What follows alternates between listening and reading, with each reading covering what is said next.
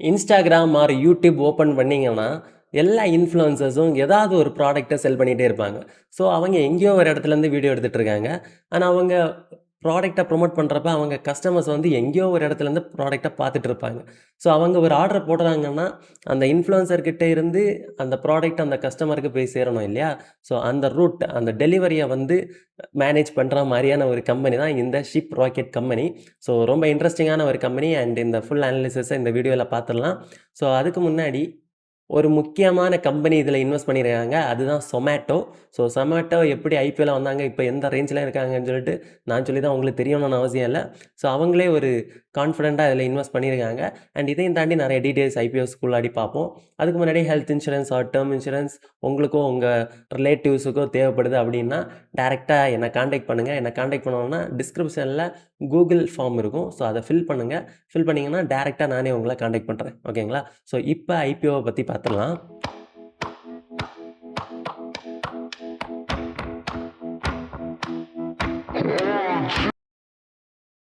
Ship rocket IPO reviewed by Eric J ரஷோ. இந்த IPO வந்து 1617 கோடிக்கான ஒரு ஐபிஓ தான். ஸோ இதோட அப்பர் பிரைஸ் பேண்ட் பார்த்தீங்கன்னா ₹97 அண்டு இந்த ஐபிஓல வந்தாங்க அப்படின்னா என்ன வேல்யூவேஷன் எக்ஸ்பெக்ட் பண்ணுறாங்கன்னா 7000 crores வேல்யூவேஷன் எக்ஸ்பெக்ட் பண்ணுறாங்க. அண்டு கிரே மார்க்கெட் ப்ரீமியம் லாஸ்ட்டாக பார்த்துடலாம். அண்ட் இந்த ஐபிஓ ஓப்பன் ஆகிறது பார்த்தீங்கன்னா August 12 அண்டு ஐபிஓ க்ளோஸ் ஆகிறது August 14 அண்ட் லிஸ்ட் ஆகிறது பார்த்தீங்கன்னா August 19. ஸோ இவங்களோட பிஸ்னஸ் மாடலில் சிம்பிளாக பார்க்கணுன்னா, நான் ஃபஸ்ட்டே சொன்ன மாரி இன்ஃப்ளூயன்சர்ஸ் ஆர் எனி அதர் சின்ன சின்ன எம்எஸ்எம்இஸ் வச்சுருக்கிறவங்க எல்லாம் பார்த்தீங்கன்னா, கம்மியான ஆர்டர்ஸ் தான் அவங்களுக்கே வரும். லைக் ஒரு 100 ப்ராடக்ட் தான் ஒரு மாதமே அவங்களுக்கு டெலிவரி பண்ணுற மாரி வரும். இல்ல ஒரு 50 இல்ல 10 கூட டெலிவரி பண்ணுறவங்க இருக்காங்க. சின்ன ஸ்மால் ஸ்கேல் பிஸ்னஸ்.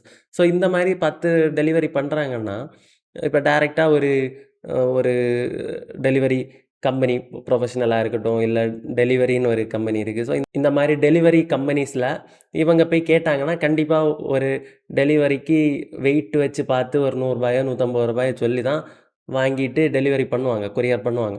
ஸோ இப்போ வந்து இவங்களுக்கு காஸ்ட் அதிகமாயிட்டே இருக்கும். இந்த influencers are small scale business பண்றவங்களுக்கு. ஸோ காஸ்ட் அதிகமாச்சுன்னா என்ன ஆகும்? அவங்களுக்கு வந்து ப்ராப்பரா பிசினஸ ப்ராஃபிட்டபிளா ரன் பண்ண முடியாது. ஸோ அவங்களுக்கு ஹெல்ப் பண்ற மாரி தான் இவங்க ஒரு விஷயம் கொண்டு வந்திருக்காங்க இவங்களோட வெப்சைட்ல. இவங்க கிட்ட நம்ம ப்ராடக்ட்ட குடுக்கறது மூலமா, இவங்க நமக்கு பதிலா companies like professional or any other delivery sites. So அவங்களுக்கு ப்ளூ டார்ட் எல்லாம் சொல்லுவாங்க இல்லையா? ஸோ அவங்களுக்கு இவங்க இந்த ப்ராடக்ட்ட குடுத்து டெலிவரி பண்ண சொல்லுவாங்க. அதாவது நமக்கும் அந்த டெலிவரி கம்பெனிக்கும் நடுவுல வந்து ஒரு தேர்ட் பார்ட்டியா இவங்க இருக்காங்க. ஒரு மிடில் மேனா இருக்காங்க. ஸோ இது எதுக்காக இவங்களுக்கு மட்டும் கம்மி காசுல குடுக்குறாங்கன்னு பார்த்தீங்கன்னா, நம்மள மாரி இப்ப அ ஒரு இன்ஃப்ளூயன்சரா இருக்கட்டும், ஒரு ஸ்மால் ஸ்கேல் பிசினஸ் பண்றவங்களா இருக்கட்டும். ஸோ இவங்க கிட்ட இருந்து எல்லாம் டோட்டலா கலெக்ட் பண்ண அந்த ஆர்டர்ஸ் எல்லாம் இவங்க பல்க்கா இந்த மாரி கம்பெனிஸுக்கு ப்ரொவைட் பண்ணுவாங்க. இந்த டெலிவரி கம்பெனிஸுக்கு. ஸோ அப்ப இவங்க பல்க்கா ஒரு ஆர்டர் குடுக்குறனால, அந்த டெலிவரி கம்பெனி என்ன பண்ணுவாங்க, இவங்களுக்கு கம்மி காசுல டெலிவரி பண்ணி குடுக்குறோம் அப்படின்னு சொல்லிட்டு ஒரு அக்ரீமெண்ட் போட்டுப்பாங்க. ஸோ அவங்க 2 பேருக்கும் உள்ள ஒரு அக்ரீமெண்ட்ட வச்சு, நம்மளோட ஆர்டர்ஸ இவங்க ஃபுல்ஃபில்மென்ட் பண்ணி குடுக்குறாங்க. ஸோ இதுதான் வந்து இவங்களோட சிம்பிள் பிசினஸ் மாடல். இதுல எப்படி லாபம் சம்பாதிப்பாங்கன்னு பார்த்தீங்கன்னா, ஒரு உதாரணத்துக்கு இப்போ ஒரு ஆர்டர் பண்றதுக்கு ஒரு வேள இந்த ப்ரொஃபஷனல்ல வந்து இவங்க பேசி வச்சிருக்காங்க. ஒரு ஆர்டர் 500 கிராமுக்கான ஒரு ஆர்டர் வந்து நான் வந்து ரூ. 30க்கு அ பண்ணி குடுக்குறேன். பண்ணி தாங்க அப்படின்னு கேட்டு வச்சிருப்பாங்க. ஸோ அந்த தேர்ட் பார்ட்டி ப்ரொஃபஷனலும் ஓகே ரூ. 30க்கு நாங்க பண்ணி தரோம் அப்படின்னு சொல்லிட்டு சொல்றாங்க.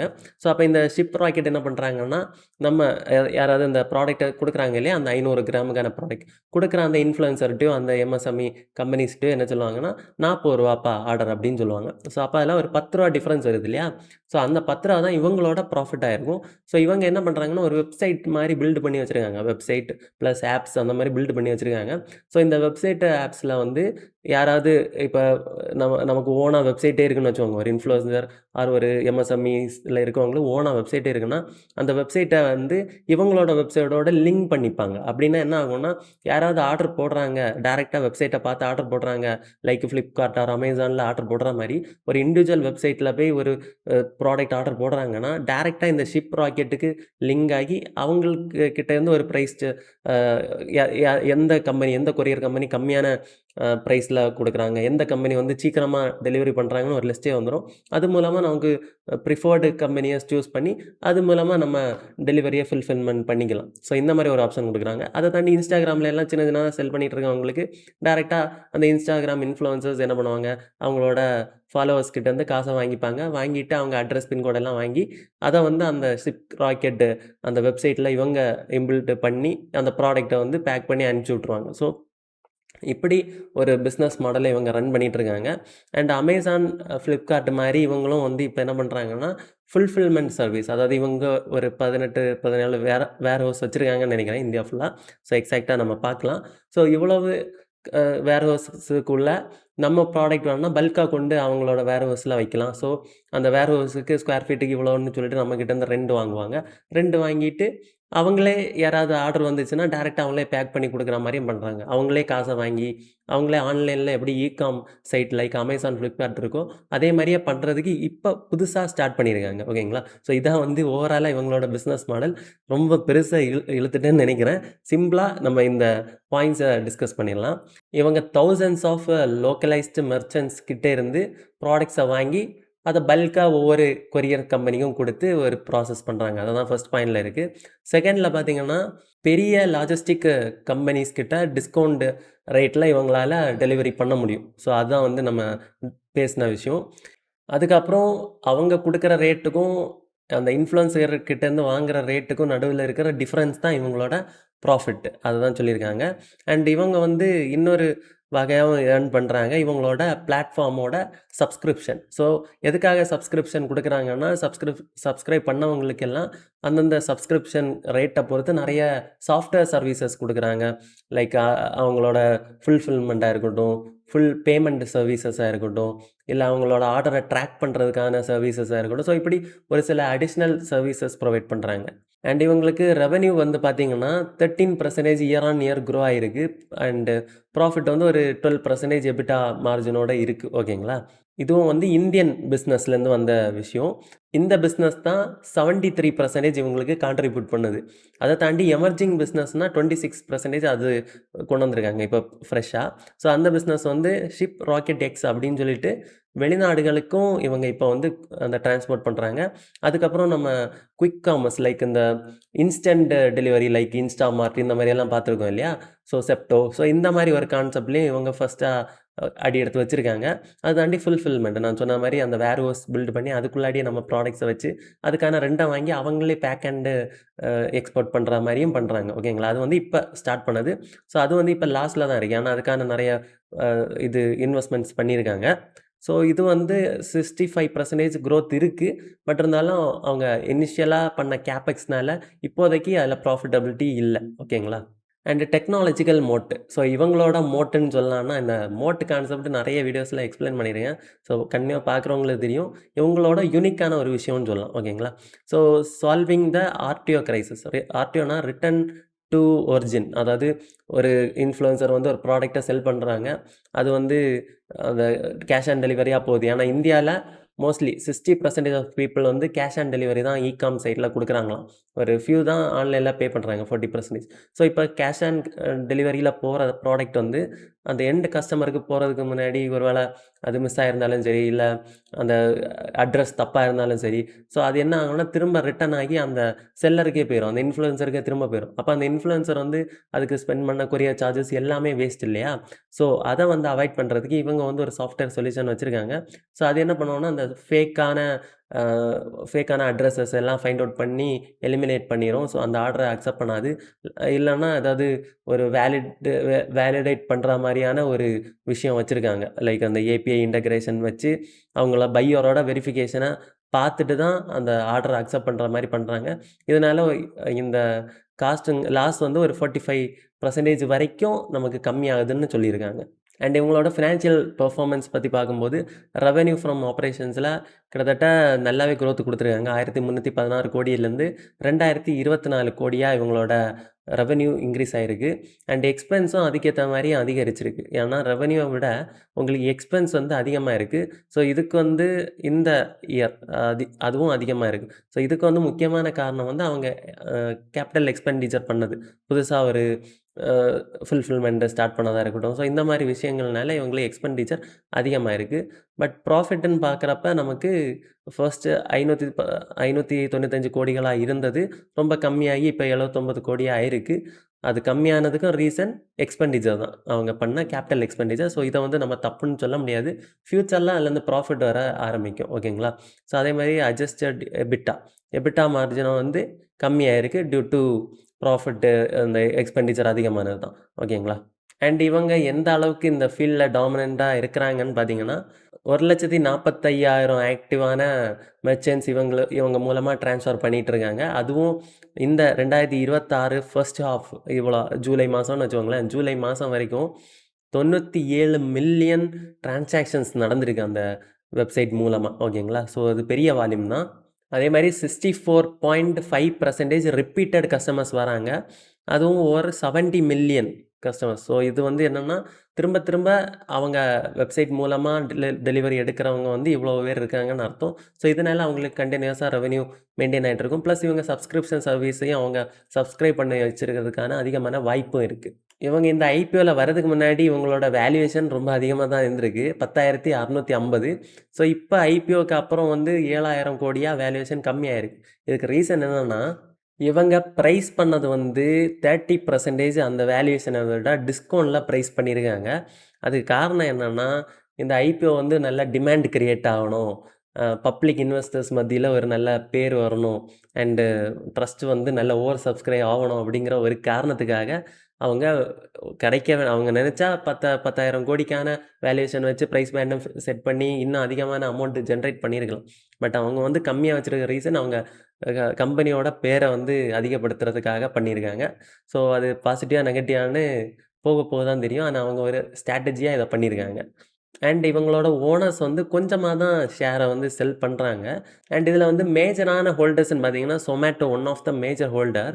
ஸோ இவங்க எல்லாம் பார்த்தீங்கன்னா இந்த லிஸ்ட் ஆஃப் 3 பேரை நம்ம சொல்லியிருக்கோம் இல்லையா? Zomato, damask and petals man. இவங்க எல்லாம் விற்க போகிறதே இல்லை இந்த ஐபிஓவில். ஸோ அது வந்து ஒரு பாசிட்டிவான விஷயம். அவங்களோட கான்ஃபிடென்ஸை இது காட்டுது. ஸோ அதே மாதிரி ரிஸ்ட்ரிக்டட் ஃப்ளோட். அது என்ன அர்த்தம்னா இப்போ இந்த மாதிரி இன்வெஸ்டர்ஸ் செல் பண்ணல. ஒரு செல்லர்ஸ் வந்து கொஞ்சமாக தான் செல் பண்ணியிருக்காங்க. ஸோ ஓகேங்களா? ஸோ அப்படி கொஞ்சமாக செல் பண்ணிவிட்டு பாக்கி யாருமே செல் பண்ணாமல் இருக்கிறதுனால இந்த ஐபிஓக்கு ஆட்டோமேட்டிக்காக டிமாண்ட் கிரியேட் ஆகும். ஸோ லாஸ்ட்டாக நம்ம இந்த ஸ்லைடில் பார்த்தது கூட வேல்யூவேஷனை கம்மி பண்ணி வச்சுருக்காங்க. அடிஷ்னலி ஃப்ரீ ஃப்ளோட் ஷேர்ஸ் இல்லாததுனால டிமாண்ட் அதிகமாகிட்டு இருக்கும். அப்போ நிறைய பேர் லிஸ்ட் ஆனதுக்கப்புறம் வாங்கணும்னு எதிர்பார்ப்பாங்க. ஆனால் விற்கிறதுக்கு யாருமே இருக்க மாட்டாங்க. இந்த மேஜர் இன்வெஸ்டர்ஸாலையும் உடனே விற்கவும் முடியாது. அண்டு இது வந்து ஒரு டிமாண்டை கிரியேட் பண்ணி ஸ்டாக் ப்ரைஸை அதிகப்படுத்துறதுக்கு அதிகமான வாய்ப்பு இருக்குது. ஸோ இவங்க வந்து லிஸ்ட் ஆனதுக்கப்புறம் இவங்க வேல்யூவேஷனை 10,000 கோடிக்கு புஷ் பண்ணணும்னு நினச்சிட்டு இருக்காங்கன்னு நினைக்கிறேன். ஸோ இதை வந்து எப்படி நம்ம டேக் கேர் பண்ணுறதுன்னு தெரில. ஸோ இதை வந்து கேஸ் ஸ்டடியாக கூட நம்ம பார்க்கலாம். ஏன்னா நெக்ஸ்ட் இது லிஸ்ட் ஆனதுக்கப்புறம் 1 ஆர் 3 மந்த்ஸில் எந்த அளவு க்ரோத் கொடுக்குதுன்னு ஒரு கேஸ் ஸ்டடியாகவே இதை பார்க்கலாம். ஸோ இந்த வீடியோ வந்து மார்க் பண்ணி வச்சுக்கோங்க. ஒரு லைக்கை போட்டு வச்சுக்கோங்க. ஸோ அப்போ வந்து இது என்ன மாதிரி ரன் ஆகிருக்குன்னு 3 மந்த்ஸில் நமக்கு தெரிய ஆரம்பிச்சிடும். அண்ட் இவங்களோட ஸ்வாட் அனாலிசிஸ் பார்க்குறப்ப ஸ்ட்ரென்த்துன்னு பார்க்குறப்ப இவங்க வந்து இந்த மார்க்கெட்டில் ஓரளவு ஸ்கேலிங் பண்ணிட்டு வரதுனால ஒரு அன்ஸ்டாப்பபிள் பிளேஸில் தான் இருக்காங்க. ஓகேங்களா? ஸோ அதே மாதிரி ஏஐ ட்ரிவன் மோட் நம்ம பார்த்த மாதிரி அந்த ரிட்டர்ன் டு ஒரிஜின் அந்த ஆர்டர்ஸை கம்மி பண்ணுறதுக்கான ஏஐ கான்செப்ட் வச்சுருக்காங்க. அது நல்ல விஷயம். அதுக்கப்புறம் டொமஸ்டிக்காக இருந்த பிஸ்னஸை நேஷ்னலாக எக்ஸ்பேண்ட் பண்ணுறாங்க. வேர்ல்டு வைடாக எக்ஸ்பேண்ட் பண்ணுறாங்க. அது ஒரு நல்ல விஷயம். And ONDC platform. ஸோ இது என்னென்னா லைக் இந்த ஃப்ளிப்கார்ட் அண்ட் அமேசானுக்கு வந்து இல்லாத ஒரு விஷயம் என்னென்னா இந்த கவர்மெண்ட் வந்து இந்த ஓஎன்டிசி பிளாட்ஃபார்ம்னு ஒரு விஷயம் வச்சுருக்காங்க. ஸோ அது ரொம்ப டீப்பாக பெரிய கான்செப்டாக இருக்குது. ஸோ அது சிம்பிளாக சொல்லணும்னா இந்த பேடிஎம் அண்ட் இந்த மாதிரியான Indian UPI transaction apps and அதை தாண்டி சில மெர்ச்சன்ட்ஸோட கனெக்ட் பண்ணுற ஒரு பிளாட்ஃபார்ம்னு சொல்கிறாங்க. ஸோ அதை நான் இன்னுமே நிறைய ரிசர்ச் பண்ண வேண்டியது இருக்குது அதை பற்றி. ஸோ அதனால் இதில் டீட்டெயிலாக நான் சொல்லலை. ஸோ இந்த மாதிரி ஒரு ஸ்ட்ரென்த் இருக்குதுன்னு நம்ம அடிஷ்னலாக ஆட் பண்ணிக்கலாம். ஓகேங்களா? ஸோ அதுக்கப்புறம் வீக்னஸ்ன்னு பார்த்தீங்கன்னா ப்ராஃபிட் இல்லாதது ஒரு வீக்னஸ் தான் இப்போதைக்கு. ஃப்யூச்சரில் அது எப்படி வேணாலும் மாறலாம். அதுக்கப்புறம் தேர்ட் பார்ட்டி கொரியர் சர்வீசஸை ஃபுல்லாகவே டிபெண்ட் பண்ணி இருக்கிறதும் ரொம்ப நாளைக்கு கை கொடுக்காது. அதை தாண்டி இவங்களே ஓனாக ஒரு டெலிவரி சர்வீஸை ஸ்டார்ட் பண்ணால் தான் இது இவங்களுக்கு இன்னுமே ப்ராஃபிட்டபிலிட்டியாக அமையும். ஸோ இதை தாண்டி கஸ்டமர் அக்யூசேஷன் காஸ்ட். ஸோ அது என்னென்னா இப்ப இந்த கம்பெனிய பத்தி பெருசா நெறைய பேருக்கு அவேர்னஸ் இல்லாம இருக்கலாம். நெறைய இன்ஃப்ளூயன்சர்ஸ் ஆர் ஸ்மால் ஸ்கேல் இண்டஸ்ட்ரியில இருக்கிறவங்களுக்கு. டைரக்ட்டா போய் டெலிவரி அ அந்த கம்பெனிலயோ, இல்ல டைரக்ட்டா வந்து ப்ரொஃபஷனல் கொரியர் சர்வீஸ்லயோ போய் அவங்க கொரியர் பண்ணிட்டு இருந்திருக்கலாம். பட் இவங்க வந்து இத மக்களுக்கு தெரியப்படுத்தணும்னா என்ன பண்ணுவாங்க? ஆட்ஸ் போடுவாங்க. ஸோ ஆட் போட்டு தான் நெறைய பேருக்கு ரீச் பண்ணிட்டு இருப்பாங்க. ஸோ அந்த ஆட் போடுறதுக்கு எவ்வளோ செலவாகுதுன்னு பார்ப்பாங்க. அந்த ஆட் போட்டது மூலமா எவ்வளோ பேரு இவங்க அப்ளிகேஷன யூஸ் பண்ண ஆரம்பிச்சிருக்காங்கன்னு பார்ப்பாங்க. ஸோ அத வச்சு பார்க்குறப்ப காஸ்ட் ஒரு கஸ்டமர அக்வயர் பண்றதுக்கான காஸ்ட் வந்து ரொம்ப அதிகமா இருக்கு. ஸோ அது வந்து இவங்க கம்பெனிக்கு ஒரு நெகட்டிவான விஷயம். ஸோ அதுக்கப்புறம் பார்த்தீங்கன்னா, பவர் மெர்ச்சன்ட் அதாவது பவர் மெர்ச்சன்ட்னா யாருன்னா, இவங்க கிட்ட டெலிவரி குடுக்குறாங்க இல்லையா? Influencers or something. ஸோ அவங்க ஸ்மால் ஸ்கேல் இன்ஃப்ளூயன்சர்ஸா இருந்திருப்பாங்க. இப்ப நல்லாவே வளர்ந்திருப்பாங்க. வளர்ந்து ஒரு மாசத்துக்கே ஒரு 50,000 ஆர்டரு 10,000 ஆர்டர் வரைக்கும் பயங்கரமா செல் பண்ணிட்டே இருக்காங்கன்னு வச்சுக்கோங்க. ஸோ இவ்வளோ பெரிய ஆர்டர அவங்க சிங்கிள் ஹேண்டல்லி செல் பண்றாங்கன்னா, இ டைரக்ட்டா அவங்களே போய் ஒரு ப்ரொஃபஷனல் கொரியர்ஸோ, இல்ல ஒரு அ அதர் கொரியர் சம்திங் அ நெறைய கம்பெனிஸ் இருக்கு இல்லையா? ஸோ ப்ளூ டார்ட் சம்திங் அந்த கம்பெனிஸ்ல எல்லாம் போய் இவங்களே டைரக்ட்டா டீல் பேசி கம்மியான காஸ்ட்டுக்கே பண்ண முடியும் இல்லையா? ஸோ அந்த மாரி ஒரு பிரச்சனை இவங்களுக்கு இருக்கு. ஓகேங்களா? அண்ட் ஃபைனலா இந்த ஐபிஓல அப்ளை பண்ணலாமா? வேணாமான்னு பார்த்தீங்கன்னா, இப்போது வரைக்கும் ஒரு 15% கிரே மார்க்கெட் பிரீமியம் இருக்கு.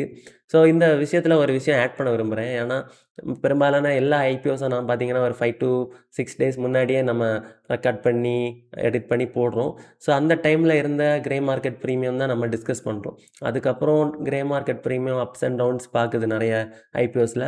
ஸோ அதனால நீங்க அந்த வீடியோ பார்த்துட்டு இவரு தப்பான கிரே மார்க்கெட் பிரீமியம் சொன்னாருன்னு சொல்லிட்டு நெனச்சிராதீங்க. நீங்க கரண்டா இருக்க கிரே மார்க்கெட் பிரீமியம் வந்து கூகுள்ல போய் பார்த்தாலே உங்களுக்கு தெரிஞ்சிரும். ஸோ அப்ளிகேஷன் போடுறதுக்கு முன்னாடி என்ன கிரே மார்க்கெட் பிரீமியம் இருக்குன்னு ஒரு வாட்டி பார்த்துக்கோங்க. ஒரு வேள நீங்க லிஸ்டிங்காக அப்ளை பண்றதா இருந்தால். ஸோ இப்போதைக்கு வரைக்கும் நமக்கு இங்க ஒரு 15% ஜிஎம்பி இருக்கு. ஆனா லாங் டெர்முக்கு வந்து ஒரு ரிஸ்க் இருக்க தான் செய்யுது. ஏன்னா நெறைய நெகட்டிவான ஃபேக்டர்ஸ் நம்ம இங்கேயே பார்த்துருக்கோம்.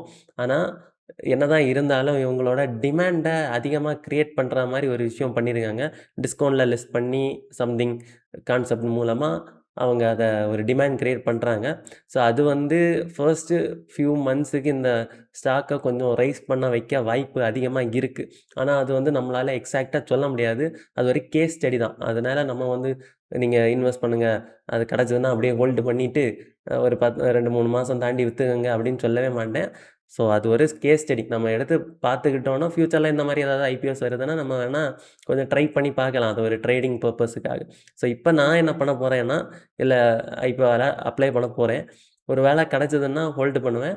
ஹோல்டு பண்ணி ஒரு 2 மந்த்ஸ் தாண்டி நான் செல் பண்ணுவேன். ஓகேங்களா? நான் வந்து கொஞ்சம் ரிஸ்க் ரிவார்ட் மெயின்டெயின் பண்ணி நான் ட்ரேடிங் பண்றதுனால, நான் இந்த விஷயத்த பண்றேன். ஆனா, நான் உங்களுக்கு இத சஜெஸ்ட் பண்ண மாட்டேன். ஓகேங்களா? அண்ட் லாஸ்ட் வீடியோ மில்கி மிஸ்ட்டுக்கு நல்லாவே ஆதரவு குடுத்துருக்கீங்க. மோர் தென் 1000 வியூஸ் மேல போயிட்டுருக்கு. ஸோ ரொம்பவே தேங்க்ஸ். அண்டு இந்த வீடியோக்கு அந்த அளவுக்கு ஆதரவு குடுங்க. உங்களோட கமெண்ட்ஸ கண்டிப்பா போடுங்க. உங்களுக்கு health insurance or term insurance பத்தி தெரிஞ்சுக்கணும், என்கிட்ட பெர்சனலா பேசணும் அப்டின்னா, டிஸ்கிரிப்ஷன்ல கூகுள் ஃபார்ம் இருக்கும். Enquiry form. ஸோ அத ஃபில் பண்ணீங்கன்னா, டைரக்ட்டா நானே உங்கள ரீச் பண்ணுவேன். பணத்த உங்க பக்கம் ஈர்க்கணும்னா, மறக்காம மணி மேக்னெட் சேனல சப்ஸ்கிரைப் பண்ணிக்கோங்க.